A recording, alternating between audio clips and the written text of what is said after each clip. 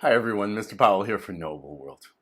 This video is the first in a new series of mini lessons for young history detectives about how beautiful art can help us understand history. We call this idea History Through Art.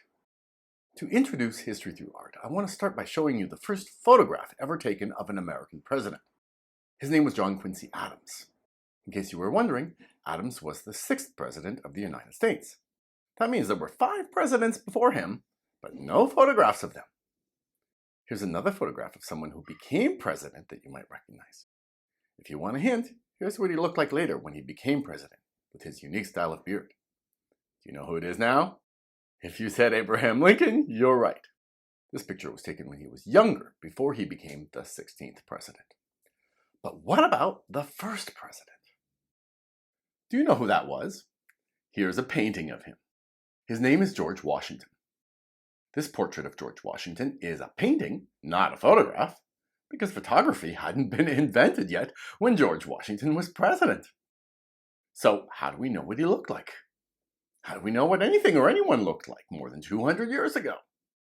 The answer is art. The best example is probably this portrait of George Washington by an artist named Gilbert Stuart.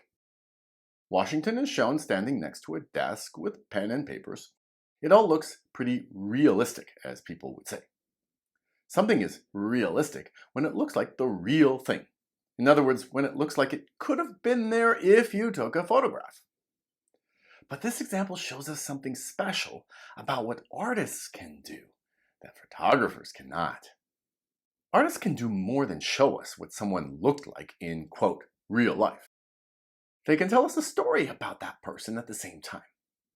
In this painting, a story is told about how Washington became president. It's told in 2 ways.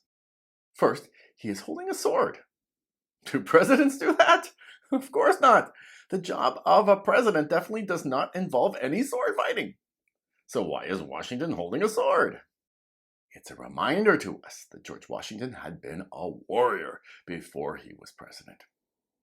He was the highest-ranking commander of the American War of Independence and the greatest leader of the American Revolution.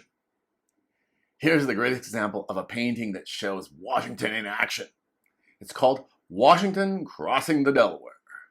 It shows us an event from the American War of Independence, when America was losing the war. The British had defeated the rebels at the battles of Lexington and Concord and at the Battle of Bunker Hill. In all the major battles, the British had occupied Boston and New York.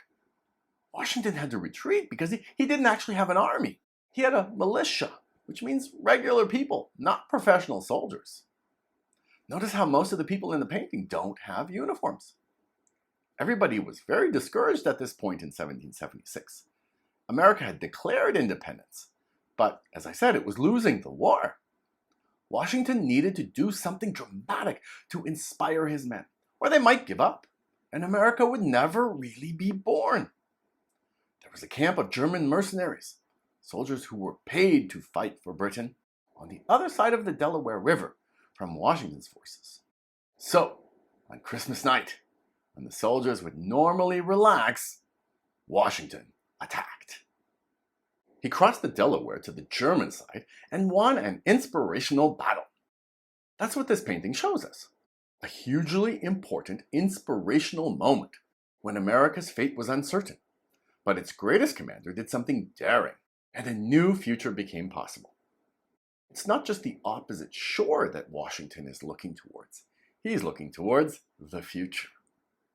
There's so much more to say about this painting and the story that it tells us, which we'll talk about in a future History Through Art lesson for sure. But for now, let's go back to the Washington portrait and see a nice touch that connects the portrait of Washington to the war that he fought in. The artist hints at that part of the story by putting a rainbow in the background. When do you get a rainbow? After a storm passes. In this case, the storm is the storm of the War of Independence. George Washington became the first president after that storm, and when America was just starting into the light. He was its greatest military leader and then became its first president. That's another good example of how an artist can show us not just what a person looked like, but also tell us a story about them that helps us to understand who they were.